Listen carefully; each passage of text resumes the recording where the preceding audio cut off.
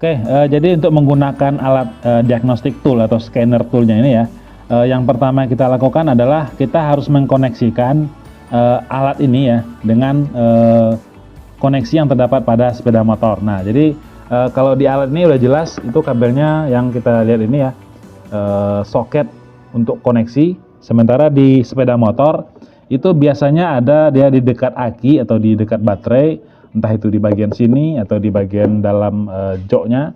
Kita bisa lihat nanti kalau di tipe Honda ini soketnya itu berwarna merah tutupnya seperti yang kita lihat ini ya, ini tutupnya. Nah, ini kita lepaskan dulu nih penutupnya atau covernya ini dengan cara ini tarik dari bawah sini, lalu ini dicopot ya seperti itu. Nah, ini adalah soket yang akan dihubungkan dengan yang ini ya, kita pasangkan seperti ini. Oke, seperti itu. Nah, setelah kita hubungkan ya atau kita koneksikan antara alat ini dengan yang ada di sepeda motornya ya, kita akan menyalakan ataupun menghidupkan kunci kontak. Nah, seperti ini ya. Nah, supaya lebih mudah dan jelas terlihat, mungkin ini saya dekatkan aja ke sini ya, kita dekatkan di sini. Nah, setelah kunci kontak kita on kan, ya otomatis alatnya pun akan menyala.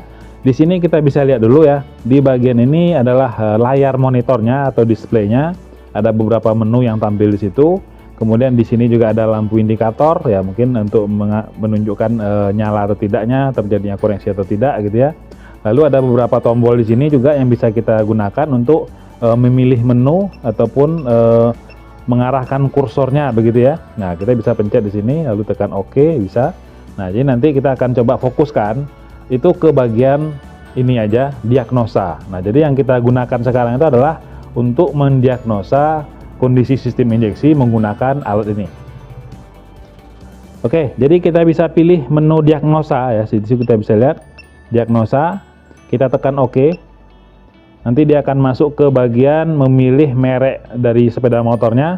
Ada merek-merek yang bisa kita lihat di situ yang macam-macam. Kita pilih Honda ya, Honda.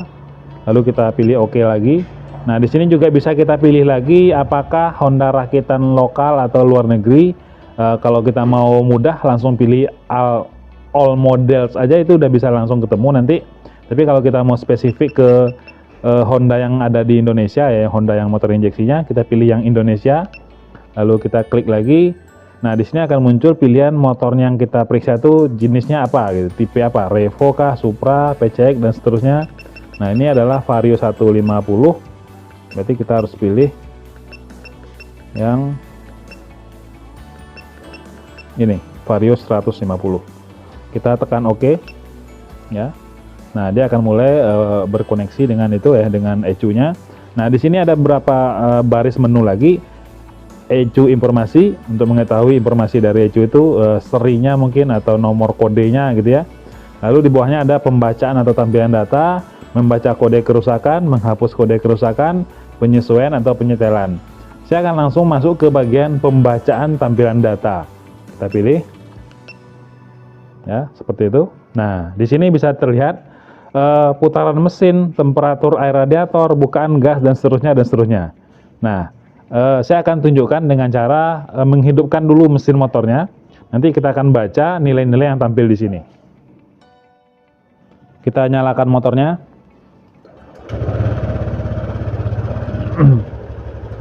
Ya.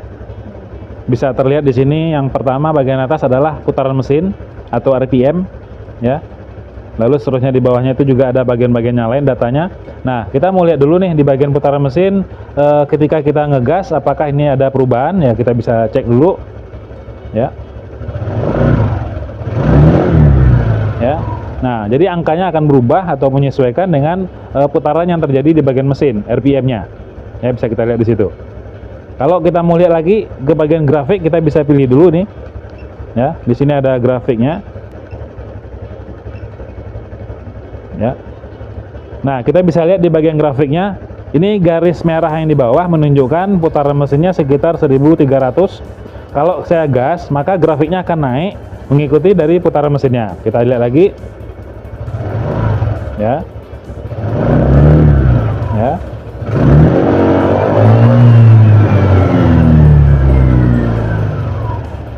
Ya, seperti itu. Jadi pembacaan putaran mesin juga bisa kita deteksi dan kita lihat grafiknya dengan menggunakan alat ini.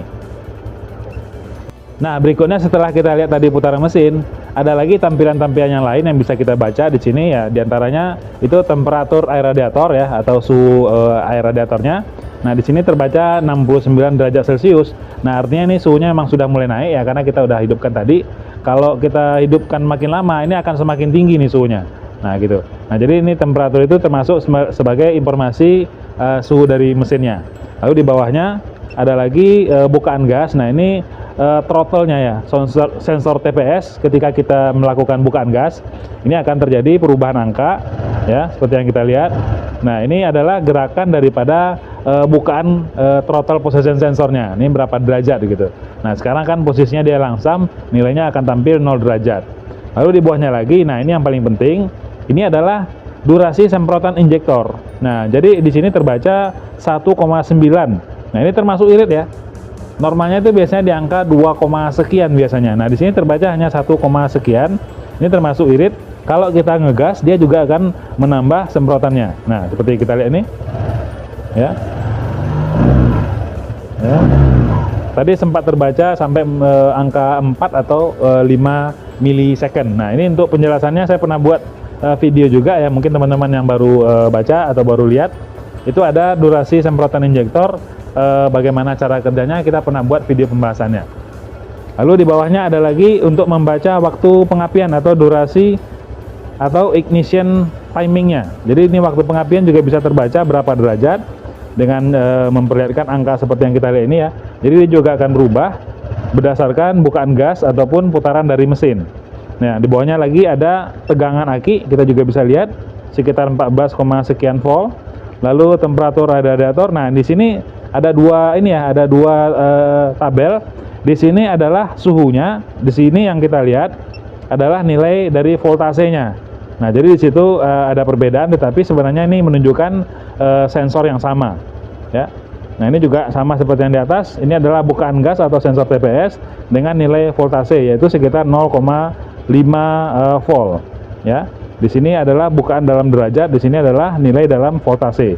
Nah, kita lihat lagi ke halaman sebelahnya, ada untuk pembacaan O2 sensor, debit BBM ya, lalu pompanya dalam kondisi nyala, tanda sampingnya dalam keadaan mati ya, dan seterusnya kita bisa lihat. Di sini juga ada sensor altitude ya, menginformasikan kondisi tekanan udara. Lalu sinyal pengecekan dalam kondisi mati, lampu indikasinya juga nggak ada yang menyala gitu ya. Nah, AFR itu adalah campuran antara udara dengan bahan bakar.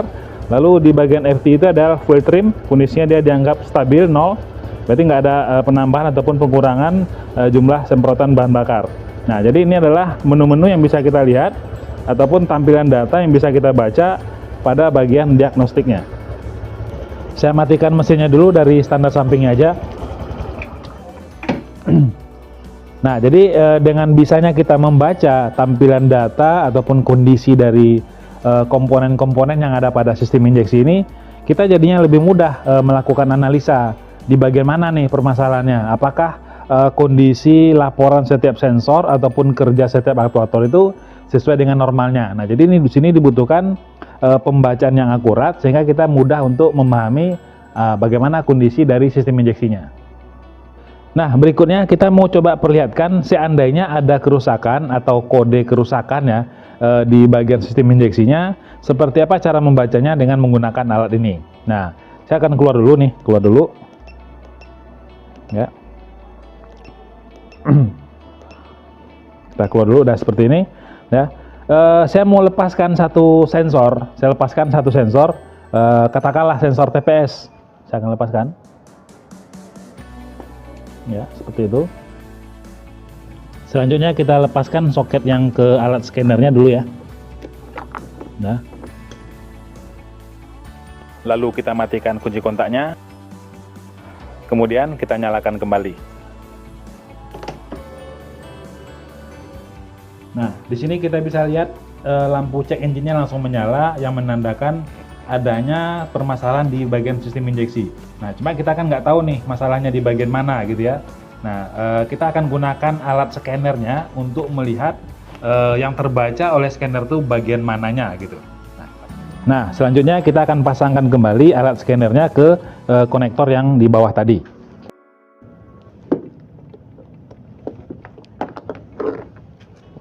Ya.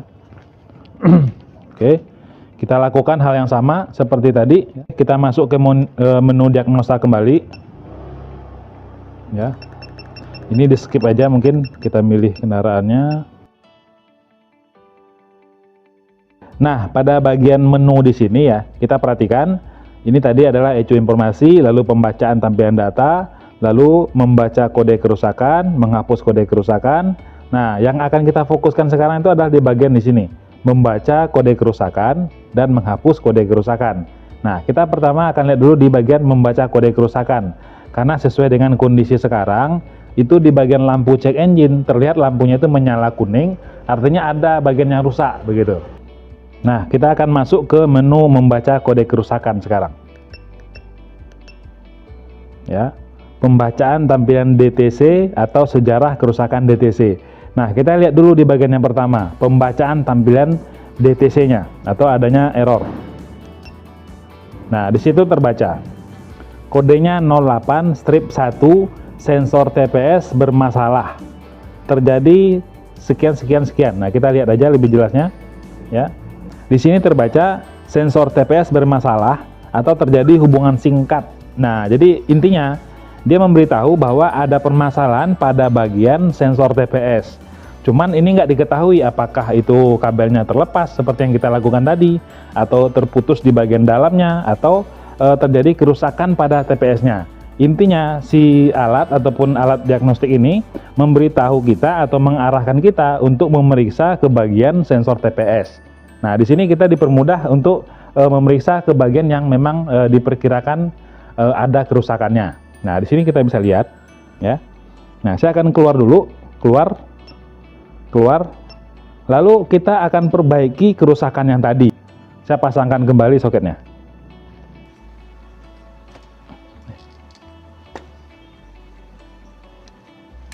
Oke, soketnya sudah kita pasang. Kunci kontak kita akan matikan dulu. Ya, lalu kita nyalakan kembali. Ya, kita ulang koneksinya. Kita lanjutkan lagi ke alat ini. Ya.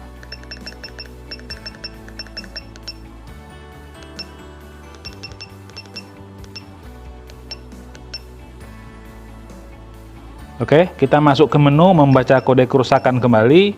Pembacaan tampilan kita lihat tidak ada kode kerusakan terbaca. Nah, artinya kan kita tadi awalnya ada kerusakan, lalu kita baca dan diketahui oleh alat ini.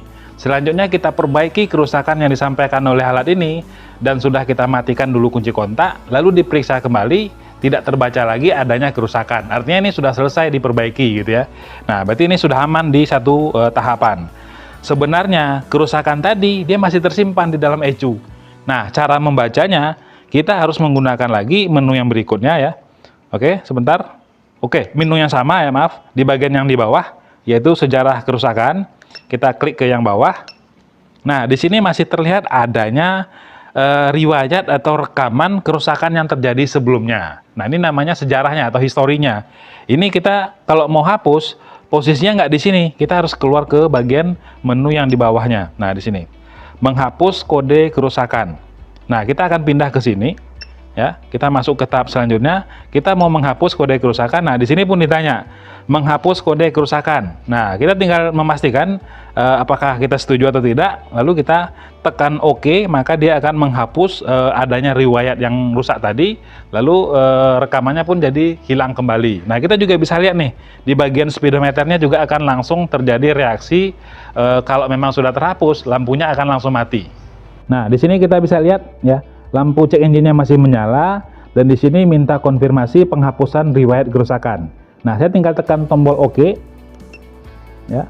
Nah, di situ sedang proses menghapus dan di sini lampunya sudah langsung mati. Berhasil ya. Oke, sudah selesai. Nah, jadi kerusakan yang terbaca tadi sudah dibersihkan dan sudah distandarkan kembali kondisinya. Nah, kalau kita mau periksa kembali ke bagian historinya gitu ya, membaca kode kerusakan tadi, ini nggak akan muncul lagi kosong, tidak ada kode kerusakan terbaca. Artinya memang sudah kosong, clear.